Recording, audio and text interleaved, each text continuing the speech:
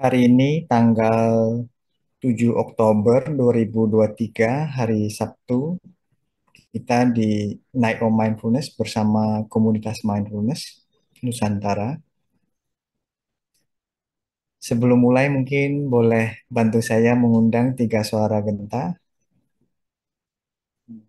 Mari kita nikmati suara genta di tempat masing-masing. Rilekskan badan, senyum, ya. Lalu kita siap-siap menerima sharing dari saya. Ya, mari kita dengarkan suara genta tiga kali.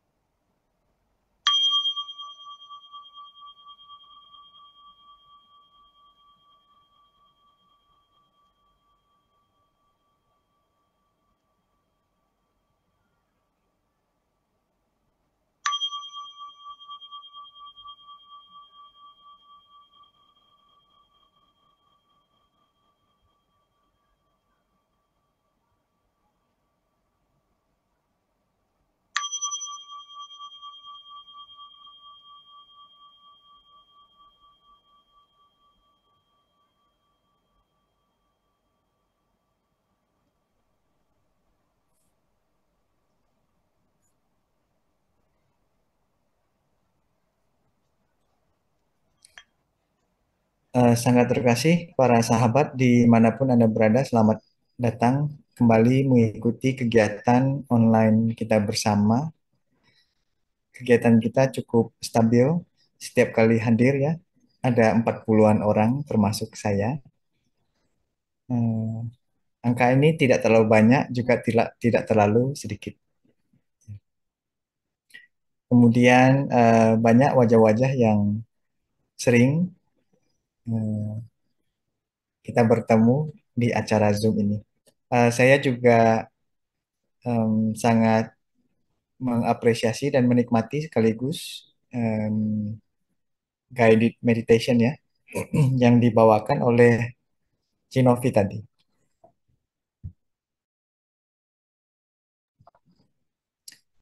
Um, Guidednya itu sederhana. Saya bisa merasakan kalau yang membawakannya itu juga dalam kondisi damai dan tenang. Jadi tugas seorang yang memimpin guided meditation bukan hanya bagus dalam susunannya, bagus mengundang belnya, tapi suasana hatinya juga mencerminkan bagaimana kondisi dia. Sehingga ketika dia menyampaikan atau membimbing bagian dari meditasi tersebut, orang yang mendengar juga mendapatkan pengaruhnya. Saya bisa merasakan Cinovi tidak buru-buru ya. Kemudian bacanya jelas ya. Setiap kalimatnya sangat jelas sekali. Dengan demikian juga membantu saya lebih ingat ya. Kadang-kadang kalau ada orang yang membacakan terlalu cepat ya, mungkin sekelebat gitu pikirannya entah kemana, itu kata kuncinya hilang. Tapi tidak apa-apa kalau misalnya kata kuncinya hilang, kita boleh selalu kembali ke napas masuk dan napas keluar. Lalu kita membangkitkan suatu tekad, kata kunci berikutnya saya harus ingat baik-baik, jangan sampai hilang lagi. Tapi ketika kata kunci yang berikutnya diberikan lagi, hilang lagi ya. Bisa terjadi seperti itu, tidak apa-apa. Ya, itu artinya ada suatu perkembangan sebetulnya ya. Bukan berarti kemunduran ya. Barangkali Anda berpikir kemunduran, tapi Anda sudah membangkitkan suatu tekad, keinginan untuk menjadi lebih baik, lebih fokus. Malam ini kita bicara urusan rundung ya. Rundung artinya bully sebetulnya. Semua orang pasti pernah dibully ya. Dibully dengan apa? Dibarengi dengan jokes ya, dengan humor, atau dibully dengan ada rasa cemburu, dibully dengan ada rasa kebencian, ya, dan macam-macam ya. Niat di balik bully itu kan macam-macam sebetulnya. Pertama kita perlu tahu orang yang membuli itu berarti dia sedang menderita sebetulnya. Ya, kalau tidak menderita dia tidak akan bully. karena dia berusaha untuk mengeluarkan derita di dalam dirinya dengan cara menyakiti orang lain.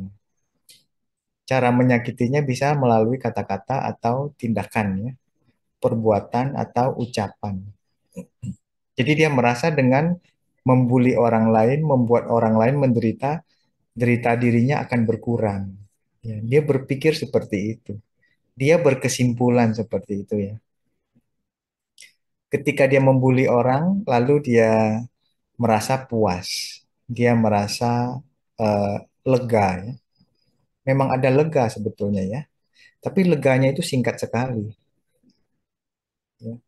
Lalu tiba-tiba dia sadar, oh, saya melampiaskan penderitaan saya ke orang lain dengan cara membuli, dengan ucapan atau tindakan. Ya. Sesaat itu juga dia merasa menderita sudah, ya. Deritanya malah berlipat-lipat tambah banyaknya, ya. Jadi situ ada suatu lega, lega yang palsu namanya.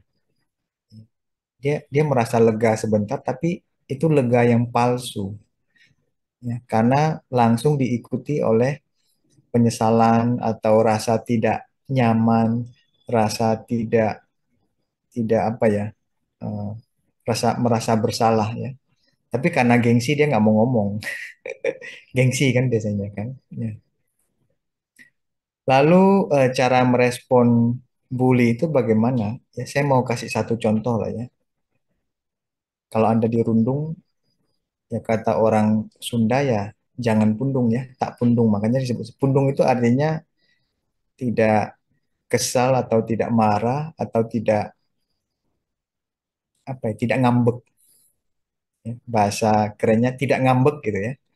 Ya, Anda dibully udah berkali-kali tapi Anda tidak ngambek, ya. Ada orang bilang Anda ini bodoh karena dibully Anda tidak ngambek. Justru orang Anda itu orang bijaksana kalau dibully tidak ngambek, tidak pundung. Ya. Karena pundung membuat suasana hati Anda sangat kacau jadinya, ya. Jadi kita bisa tetap tenang, ya, tidak pundung, tidak ngambek ketika walaupun dibully, ya. Karena orang berpikir kalau dibully kita diam aja, kita ini bodoh, kita ini lemah, ya. Pikirnya seperti itu.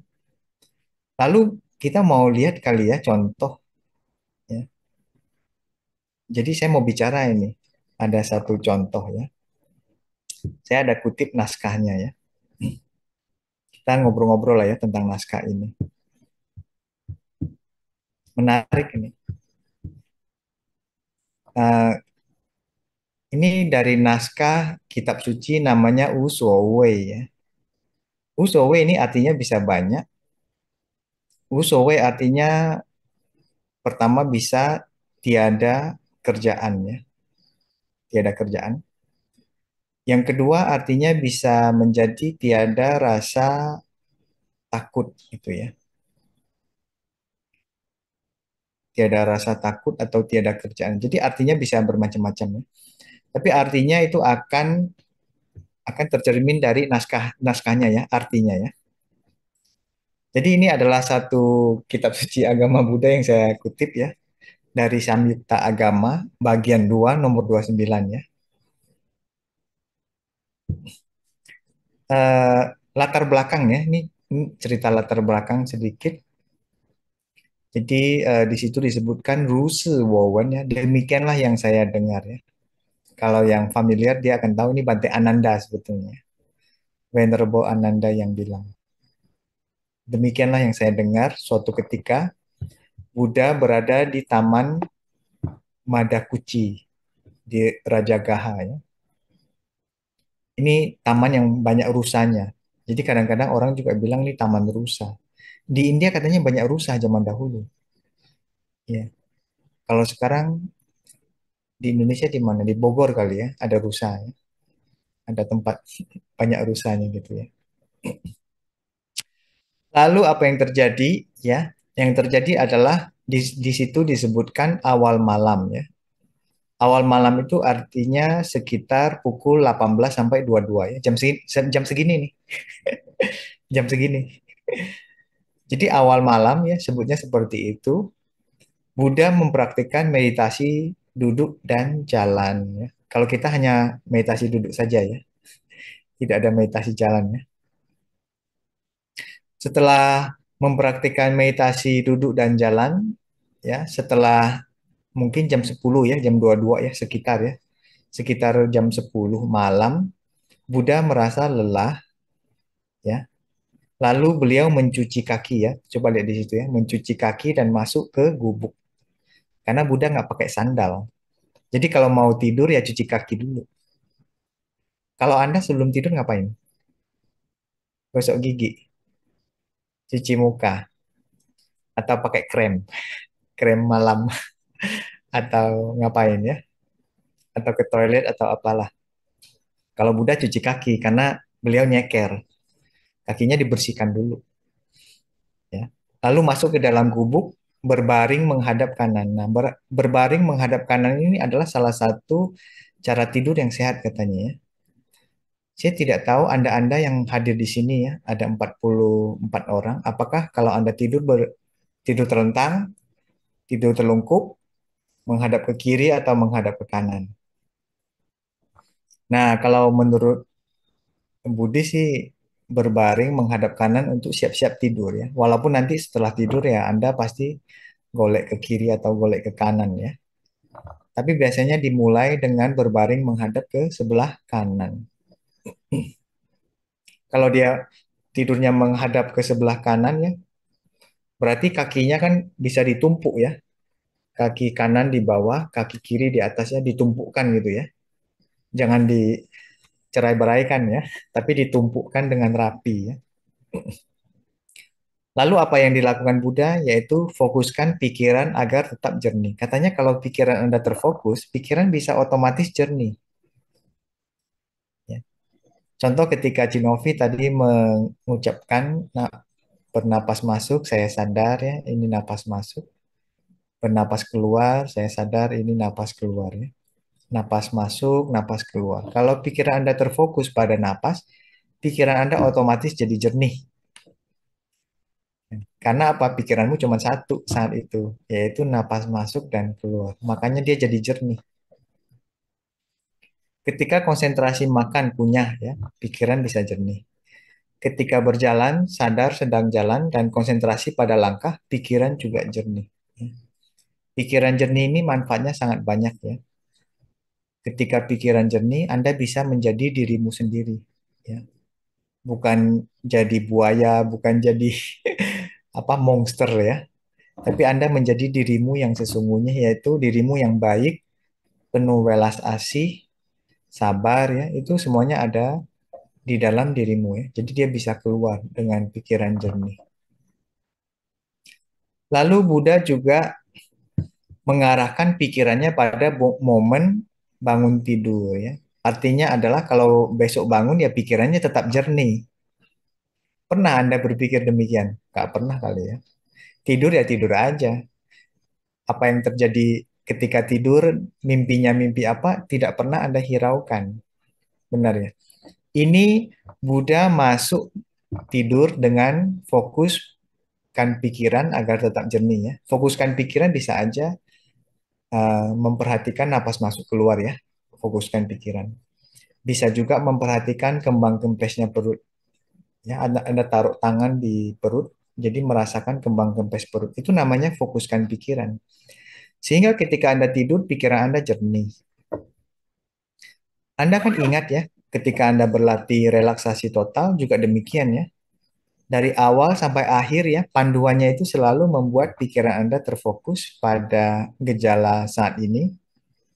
Dan selama 45 menit ya contohnya ya. Kalau misalnya relaksasi totalnya 45 menit, berarti 45 menit pikiran Anda jernih. Ya, manfaatnya jadi banyak. Jadi pikiran, oh pikiran jernih itu begini ya rasanya. Ya, jadi ada pengalaman yang sangat berharga di situ. Lalu besok pagi pikiran yang jernih ya akan berlanjut ya, akan berlanjut pikirannya ketika besok pagi bangun pikirannya juga jernih. Ya. Tadi pagi ketika Anda bangun tidur, gimana pikiran Anda? Jernih nggak? Bahagia tidak? Damai tidak? Tenang tidak? Nah, itu bisa menjelaskan kualitas tidur Anda kemarin malam, ya. Jadi malam ini boleh cobakan ya. Cuci kaki ya. Kalau nggak mau cuci kaki nggak apa-apa ya. Minimal cuci mulut, gosok gigi, cuci muka ya. Masuk ke kamar berbaring menghadap kanan, kakinya ditumpuk ya. Boleh ditekuk sedikit. Fokuskan pikiran agar tetap jernih ya. Pada napas bisa, pada badan, pada postur tubuh, pada kembang kempes perut boleh. Arahkan pikiran pada momen bangun tidur ya. Besok pagi saya akan bangun dengan damai. Atau minimal Anda akan bilang, besok pagi saya mau bangun jam 4. Bisa kan? Bisa ya. Karena badan punya jam jam badan ya. Timer ya, punya timer. Coba aja kalau nggak percaya ya malam ini ya. Malam ini pas tidur ya, kamu bilang besok pagi saya mau bangun jam 4. Coba lihat jam 4 bangun nggak? Oke, ini adalah latar belakangnya ya. Coba kita lihat selanjutnya apa yang terjadi. Nah, ini katanya ada Raja Mara ya. Raja Mara mengetahui situasi ini lalu membatin ya.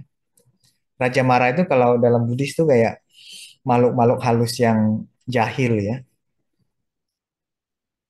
yang nakal ya.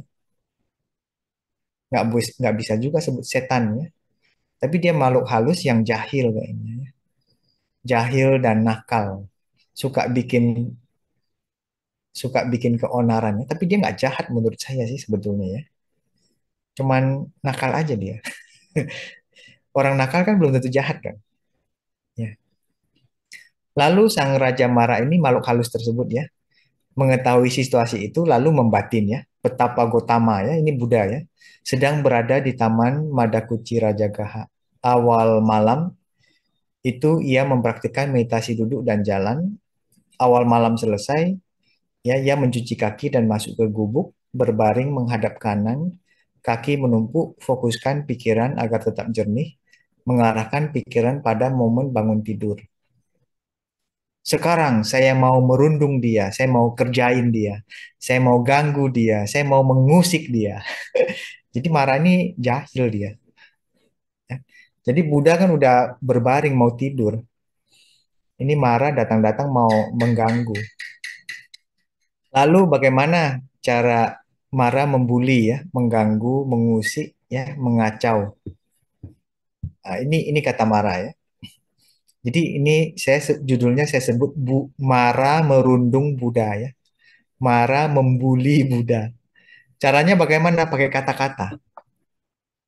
Anda kurang kerjaan, ya. Kira-kira begitulah ya bahasanya. Anda kurang kerjaan, sehingga tidur-tiduran ya. Buddha kan sudah capek latihan, jadi dia mau tidur. Tapi malam itu tidurnya lebih awal, makanya dikerjain. Ya, Buddha tidurnya lebih awal pada hari itu ya. Makanya Mara bilang Anda kurang kerjaan, sehingga tidur-tiduran. Lanjut ya. Berbaring malas, tepar seperti orang mabuk. Tepar tahu ya? Pakai bahasa sedikit gaul ya. Tepar itu kayak udah habis energi gitu. Tepar seperti orang mabuk ya. Orang mabuk kan udah selesai gitu kan. Tergeletak gitu. Lalu Mara lanjut ya. Seseorang yang tak punya kekayaan bagaimana bisa tertidur lelap? Artinya adalah orang orang yang tidak punya kekayaan, orang yang serba kekurangan lah ya. Dia itu mau tidur aja nggak bisa lelap karena dia berpikir besok mau makan apa karena nggak punya duit ya. Karena dia serba kekurangan. Makanya orang yang serba kekurangan dia tidak bisa tertidur lelap. Lalu Mara lanjut dia bilang, mereka yang kaya rayalah yang bisa tidur pulas. Tapi buktinya apa ya? Orang kaya juga kadang sekarang tidak bisa tidur pulas, cemas dia, duitnya terlalu banyak di bank ya, takut banknya bangkrut atau nanti apa investasinya duitnya berkurang atau apalah. Jadi orang yang kaya raya juga sebetulnya sekarang malah masalahnya banyak yang nggak bisa tidur ya, cemas, takut bisnisnya ketipu atau apa, takut duitnya diambil orang. Bisa bolak-balik lah ya. Nah, Waktu itu Buddha tahu Mara sengaja merundung ya, sengaja bikin kekacauan, lalu membalasnya dengan syair berikut ini. Nah, ketika Buddha diejek-ejek seperti itu, Buddha nggak marah, ya. Dibully, Buddha nggak marah, ya.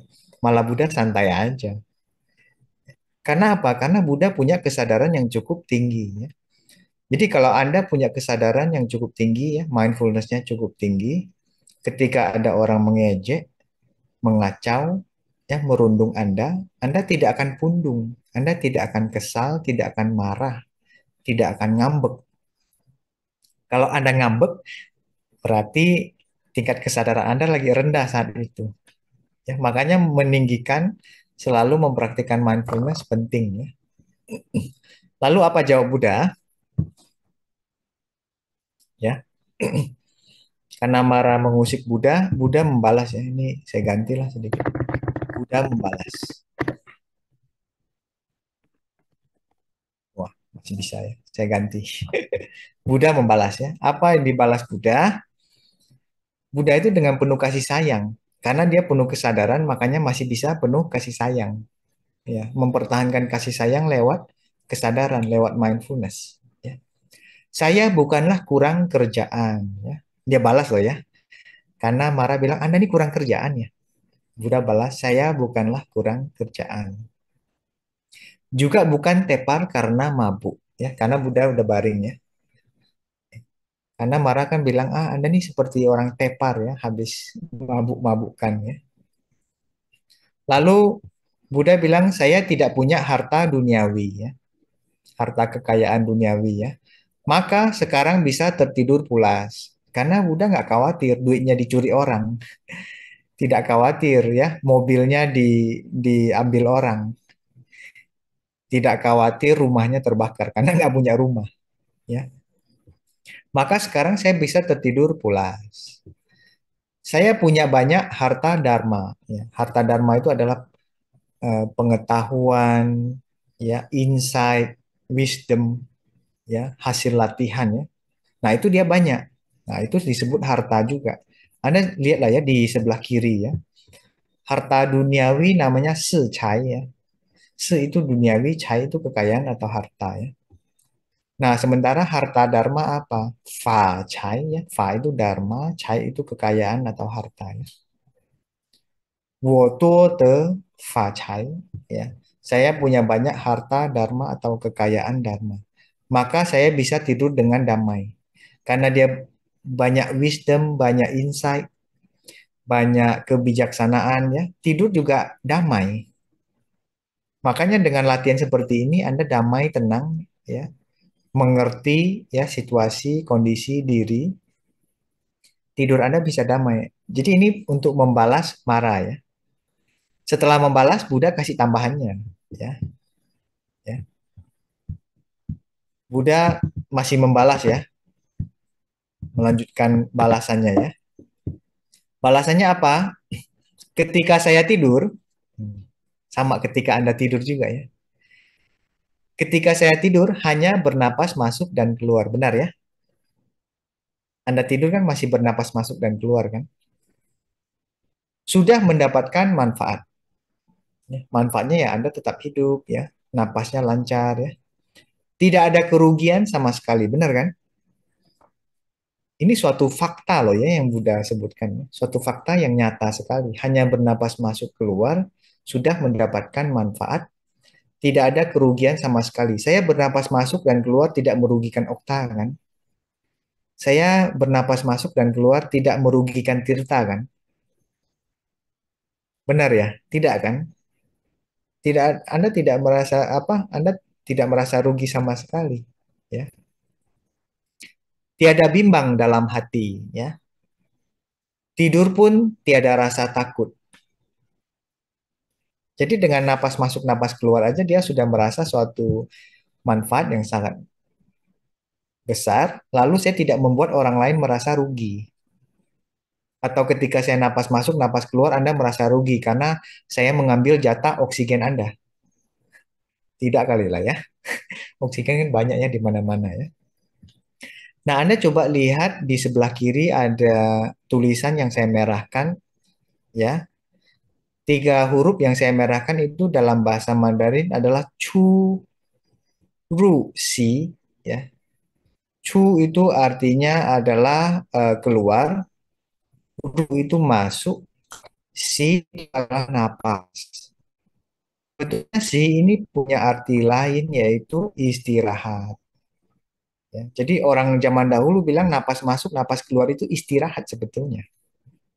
Jadi kalau Anda lelah, lelah secara fisik atau lelah secara mental atau lelah secara hati, silakan bernapas. Ya. Karena menurut istilahnya, napas itu adalah istirahat sebetulnya. Cuman Anda ini kadang susah suruh istirahat. Ya. Yang namanya kerja ya kerja aja terus sampai sampai lelah sekali ya. Sampai lelah sekali juga tidak mau beristirahat ya. Jadi ingat, napas masuk, napas keluar ya. Bernapas adalah istirahat juga. Anda merasa istirahat nggak tadi ketika dikasih panduan napas masuk, napas keluar di awal tadi ya? Di awal kegiatan kan ada ya. Nah itu istirahat juga itu. Ya. Istirahat yang mendatangkan kesadaran, mendatangkan energi. Nanti malam kalau Anda tidur itu kan Anda anggap istirahat kan? Tapi isinya mimpi macam-macam. Bangun tidur ya nggak merasa istirahat itu namanya. Malah bangun tidur rasanya lelahnya minta ampun. Ya, jadi ini salah satu caranya ya, bagus ya. Lalu lanjutannya adalah Buddha masih membalas ya. Contoh ada panah racun. Ini Buddha memberikan contoh. Ini Buddha baik sekali nih. Ini Mara sudah mengusik Buddha ya, membuat kekacauan, tapi malah dikasih nasihat ya.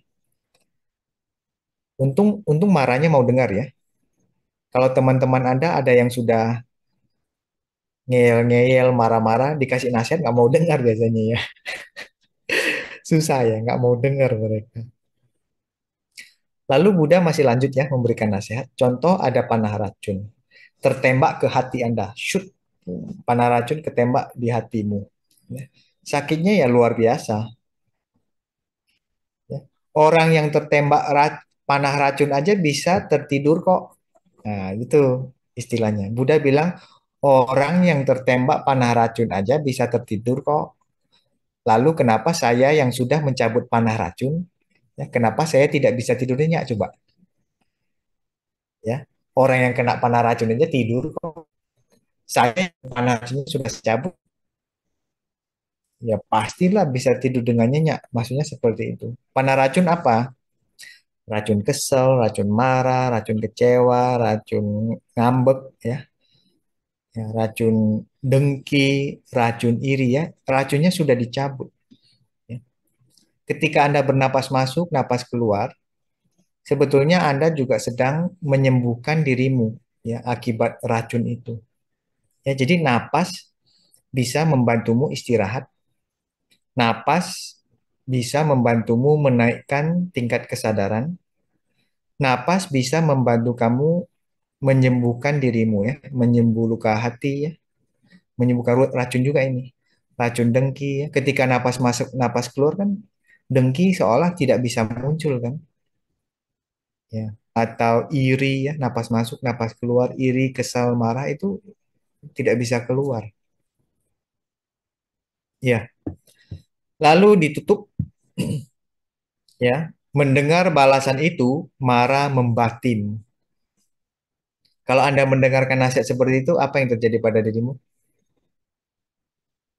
Buddha sudah mengetahui niatku, ya, niat iseng, ya, niat nakal, niat jahil, ya. Hati dan pikiran menjadi resah, ya. Artinya marah, ya. Hati dan pikiran marah menjadi resah, ia segera kembali ke istananya. Katanya dia punya istana, nggak tahu di mana itu. Jadi itu salah satu cerita aja ya. Jadi kita boleh ber- menjadikan cerita ini sebagai suatu pengingat ya bahwa Buddha juga pernah dirundung, pernah dibully, pernah dikerjain, pernah diejek. Lalu apa reaksi beliau? Itulah reaksinya. Ya, santai aja ya. Jadi kalau lain kali kalau Anda diejek, ya, Anda dirundung, ya, Anda tetap santai, napas masuk, napas keluar, pikiran Anda jadi jernih. Dengan kejernihan pikiran kita bisa membalas, ya. Kalau tidak bisa membalas, ya sudah, biarkan saja. Kadang-kadang saya merasa kalau saya dibully, saya diam aja, malah cengar-cengir ketawa aja. Mereka anggap saya ini orang apa ya, orang bebal kali ya. Dikerjain tapi nggak marah ya. Malah dia yang tambah kesel. Ini udah gua kerjain, kenapa dia nggak marah ya? Apakah kata-kata saya kurang kejam ya untuk menyakiti dia gitu kan? Itu artinya kata-kata dari luar itu tidak bisa melukai kita karena punya kesadaran. Ya, ya. Jadi kayak Anda menyirami garam ke dalam laut, ya lautnya tidak bisa bertambah asin. Ya. Anda mau mengasinkan laut ya dengan mencurahkan banyak garam, ya. Tapi tidak berhasil. Ya. Jadi kalau Anda cukup sadar, Anda diejek, Anda dirundung, Anda dituduh malahan ya, Anda tetap bisa tenang, tenang, tenang, tenang. Kalau saya tidak melakukan, ya saya tetap bisa tenang dong. Anda nggak perlu cemas gara-gara tuduhan tersebut. Jadi inilah pelajaran yang menurut saya sangat indah ya. Sebenarnya banyak sih ya beberapa kejadian. Jadi jangan pikir Buddha itu tidak pernah dirundung ya, tidak pernah dibully ya. Itu marah tuh ada yang bully. Terus selalu ingat ya untuk mempraktikkan napas masuk dan napas keluar ya karena itu di tradisi Plamfilis itu penting sekali dan dia bisa menjadi satu latihan tapi bisa menyembuhkan banyak penyakit. Latihannya cuma satu tapi dia bisa menyembuhkan banyak luka hati ya, membuat pikiran jadi tenang. Jadi manfaatnya jadi banyak sebetulnya. Makanya disarankan untuk latihan mindfulness lewat napas lalu dikombinasikan dengan kegiatan-kegiatan lain. Ya. Contohnya mendengarkan bel ya, napas kombinasi dengan bel ya, napas kombinasi dengan duduk, napas kombinasi dengan makan ya, dengan jalan, bekerja, dengan gosok gigi, ya, mandi dan sebagainya. Napas dikombinasikan dengan mendengar. Anda mendengar boleh sambil bernapas masuk dan bernapas keluar ya. Jadi ketika Anda mendengar manfaatnya juga lebih besar, pemahaman juga lebih dalam ya menurut saya. Jadi terima kasih, semoga Anda kalau dirundung, diejek, atau dihina, ya, Anda jangan pundung ya, jangan ngambek, jangan kesal, jangan marah, tetap napas masuk, napas keluar, sehingga pikiran jernih. Dengan demikian kita bisa balas dengan penuh kasih sayang, membalas dengan baik. Bahkan kalau misalnya tidak perlu dibalas, ya udah cuekin aja. Itu orang lagi menderita, nggak usah diladenin. Ya. Kadang-kadang saya begitu juga, ada orang yang ngejek-ngejek gitu kan. Mungkin cuma sekedar sekedar bergurau gitu ya. Tapi kesal juga kan, orang lagi suasana hati nggak bagus, Anda bergurau dengan apa, dengan bahasa yang kurang enak ya, terpengaruh juga kan, bisa bisa terpengaruh juga ya. Tapi ketika berhasil tarik napas, hembus napas, ya, Anda menjadi dirimu sendiri kembali, menjadi damai dan tenang, ya. Jadi Anda tidak perlu memunculkan suatu kesalahan atau kemarahan. Jadi lebih konkret ya latihannya ya. Karena banyak orang menjelaskan itu tidak ada cara yang konkret, ya. Logikanya nggak masuk. Kalau ini kan logikanya masuknya dari napas kembali ke saat ini, pikiran terfokus menjadi jernih, ya. Pikiran marah juga berkurang ya karena bercampur dengan pikiran saat ini, ya. Jadi marahnya berkurang. Jadi ini logis, ya. Baik, terima kasih atas atensi dan perhatian Anda semua. Ya, semoga bermanfaat dan saya ingin mengajak Anda untuk menjernihkan pikiran lewat bernapas masuk, napas keluar, sambil mendengarkan tiga suara genta. Dimanapun Anda berada, duduk dengan nyaman, nyaman dan tenang, dan senyum kecil ya bersama-sama.